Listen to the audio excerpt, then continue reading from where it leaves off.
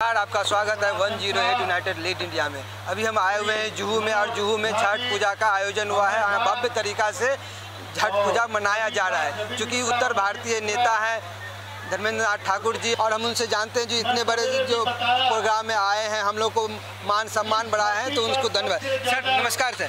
Sir अभी आप आए हैं छठ पूजा में, हम लोग को मान सम्मान बढ़ाए तो सर कैसा लग रहा है पिछले बार का छठ पूजा में, इस बार की छठ पूजा? पिछले 27 साल से हमारे बिहार समाज के आदरणीय मोहन मिश्रा जी के अथक प्रयत्न के कारण से इस जगह पर में छठ व्रतियों के लिए विशेष व्यवस्था की जाती है और इस मंच के माध्यम से लोगों को सहूलियत देने का काम किया जाता है। और ये ऐसा मंच है जहाँ पर में सूर्य भगवान की आराधना पूरे रात होते रहती है। तो ये जो पर्व है, सूर्य भगवान का जो पर्व है, ये छठ मैया की जो पूजा होती है, एक विशेष ही भावना से लोग यहाँ पर में करते हैं। और इसमें हमारे मोहन मिश्रा जी का योगदान ज़बरदस्त है। और पिछले 2 साल कोरोना के कारण से ये पर्व उस हिसाब से नहीं मनाया गया, लेकिन ये तो पूरी दुनिया में तकलीफ थी। इससे पहले 2 बार हम सबके माननीय उप मुख्यमंत्री, पहले मुख्यमंत्री थे भाजपा के देवेंद्र फडणवीस जी, लगातार 2 बार यहाँ पर में उपस्थित होकर के लोगों से मिले हैं, लोगों को शुभकामना दी है। और उनके आशीर्वाद के कारण से ही उनका भी जो महाराष्ट्र में एक विशेष स्थान बना। तो छठ मैया की कृपा जिसके ऊपर में होगी, छठ मैया की सेवा में जो कोई लगेगा उसका निश्चित रूप से कल्याण होगा और उसका अच्छा होगा। धर्मेंद्र जी, आप भारतीय जनता पार्टी में एक सक्रिय नेता हैं, आपको एक पद भी मिला हुआ है, दायित्व मिला हुआ है और बहुत ही अच्छा तरह से अपने दायित्व का निर्वाह कर रहे हैं। सर तो कैसा लग रहा है और कौन सा पद पे है और किस तरह से देखते हैं और कहाँ पे क्या कार्यभार है आपका? मैं महाराष्ट्र प्रदेश किसान मोर्चा का उपाध्यक्ष हूँ और यहाँ जो छठ के पर्व के माध्यम से जो उत्तर भारतीय समाज पूरे महाराष्ट्र में रहता है, आज भारतीय जनता पार्टी का सरकार होने के कारण से आज जो शिंदे साहब और अपने देवेंद्र जी उप मुख्यमंत्री और मुख्यमंत्री हैं, इसके कारण से इस त्यौहार की जो खूबसूरती थी, यहाँ की जो व्यवस्थाएँ थी, जिस हिसाब का लोगों का उम्मीद था, वो उम्मीद के हिसाब से पूरे महाराष्ट्र में व्यवस्था होती है। और अभी छठ व्रतियों को आज से पिछले 10 साल पहले, 7 साल पहले की जो बात करेंगे और आज जो सुविधा उपलब्ध होती है वो बहुत ही ज़बरदस्त है।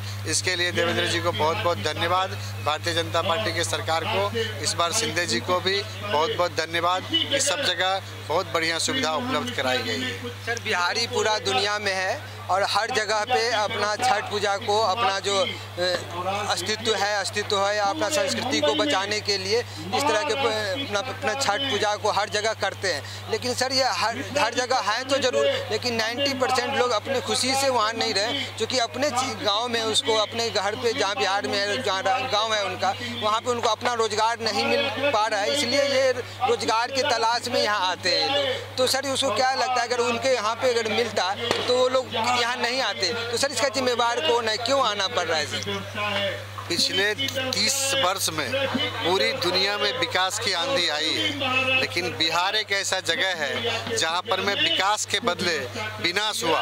एक समय था जहां पर में बिहार में बहुत सारे उद्योग धंधे थे, वहां पर में पेपर मिल था, चीनी का मिल था, वहां पर में सूत मिल था, जिसके माध्यम से वहां ज़बरदस्त रोजगार का साधन था और लोगों को अभी के तुलना में नहीं के बराबर बाहर जाना पड़ता था।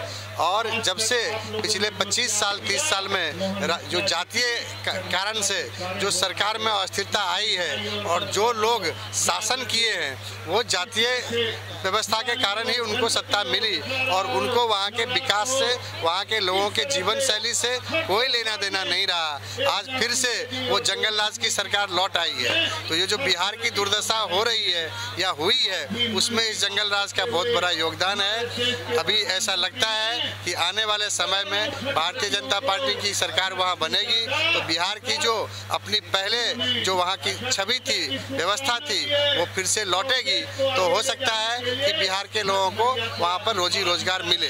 जहां तक संस्कृति की बात है, बिहार सब दिन से संवर्धित रहा रहा है और पूरे विश्व में संस्कृति को मजबूत करने में, समृद्ध करने में बिहार का जबरदस्त योगदान रहा है। और ये छठ पूजा भी बिहार के लोग जहाँ कहीं भी रहते हैं वहाँ अपनी संस्कृति को, अपने कल्चर को लेकर के जाते हैं और लोग वहाँ के स्थानीय लोगों को भी उस संस्कृति के संवर्धन में जुटना पड़ता है। उनको भी लगता है कि नहीं, ये सब भारतीय संस्कृति के एक बहुत ही मजबूत स्तंभ है, तो हर जगह सपोर्ट मिलता है।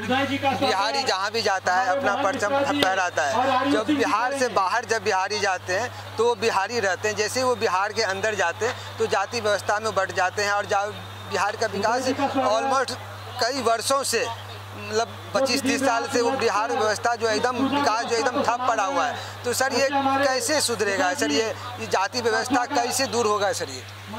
ये चौथा स्तंभ जिसका आप प्रतिनिधित्व कर रहे हैं, इसकी भी बहुत अहम भूमिका है कि बिहार के लोग जब वहाँ जाते हैं उस जातीय व्यवस्था के जाल में फंस जाते हैं, उसमें नहीं फंसे। इसमें आप सबकी अहम भूमिका है, उसको भी निभाइए। और जहाँ तक भारतीय जनता पार्टी का सवाल है, हिंदुत्व के माध्यम से बहुत जल्दी ऐसा समय आएगा कि सारे हिंदू जातीय व्यवस्था को भूल करके अपने आप को हिंदू के नाम से पहचाना जाना ज़्यादा पसंद करेंगे। और हिंदू का मतलब ऐसा नहीं है कि दूसरे धर्म के लोगों के साथ में किसी तरह का अन्याय होगा, उनके साथ भी कोई अन्याय नहीं होगा। लेकिन बाकी हिंदू एक साथ आ गए, जातीय व्यवस्था को भूल गए, तो बिहार में भी परिवर्तन होगा, भाजपा के पूर्ण बहुमत की सरकार बनेगी और वहाँ भी रोजी रोजगार के साधन में वृद्धि होगी और आपकी जो अपेक्षा है वो पूरा होगी, ऐसा मेरा विश्वास है। छठी मैया का आशीर्वाद रहेगा तो जल्द ये संभव होगा। बिहार में अभी बीजेपी और जेडीयू का सरकार था, वहाँ पे भी विकास का कार्य होने लगा था, और लेकिन अचानक से वहाँ सरकार बदल गया और वो जो शहनवाज हुसैन का कुछ अच्छा प्रयत्न था, वहाँ पे इंडस्ट्रीज ला रहे थे, वो सब रुक गया। लेकिन उससे पहले भी जो वहाँ पे जो बाढ़ का व्यवस्था ठीक नहीं हो पाया और ना ही वहाँ स्वास्थ्य का व्यवस्था ठीक हो पाया, क्राइम रेट भी जैसा था वैसे ही है। तो सर इसको कैसे सुधारा जाए सर, ये कौन जिम्मेवार है, कैसे मैंने इसको उस बाकी स्टेट की जगह पे हम इसको देखते हैं? जिम्मेदार कौन है ये पूरी दुनिया जानती है। वहाँ जो ही मैंने जंगल राज की चर्चा की और आपने नीतीश बाबू की बात की, नीतीश बाबू स्वार्थी ही नहीं, वो जितना है उससे कई गुना ज़्यादा होने का उनको आभास है, जिसके कारण से वो अलग हुए और फिर से जंगल राज वालों के साथ में सरकार में हैं। लेकिन हमारा ऐसा विश्वास है कि छठी मैया की कृपा से जल्द इस सच्चाई को बिहार की जनता समझेगी और भारतीय जनता पार्टी के पूर्ण बहुमत की सरकार वहाँ बनेगी। और 5 साल अगर भारतीय जनता पार्टी के पूर्ण बहुमत की सरकार बिहार में रहेगी तो निश्चित रूप से जो बिहार का जो गौरव था वो फिर से हासिल होगा। वैसे बिहार के लोग दूसरे जगह जाकर के अगर अच्छा कर सकते हैं तो उनको अगर अपने राज्य में मौका मिले तो वहाँ बहुत अच्छा कर सकते हैं। ये 5 साल भाजपा के शासन में रहने के बाद आप देखिएगा ये साबित हो जाएगा। नीतीश जी बोलते हैं कि मैं तो नेक्स्ट पीएम हूँ, नेक्स्ट मीटिंग इन पीएम हूँ, तो उसको कैसे देखते हैं? नीतीश जी बोलते हैं मैं नेक्स्ट पीएम हूँ, मैं बोलता हूँ कि मैं विश्व का नेता हूँ और मैं अमेरिका का राष्ट्रपति बनने वाला हूँ 10-15 दिन के बाद। ऐसी अगर ये सच हो सकता है तो नीतीश जी का पीएम बनना भी सच हो सकता है। सर बहुत बहुत धन्यवाद, आप हमारे साथ हमारे चैनल पे बात किए, हमारे साथ समय दिए इसके लिए।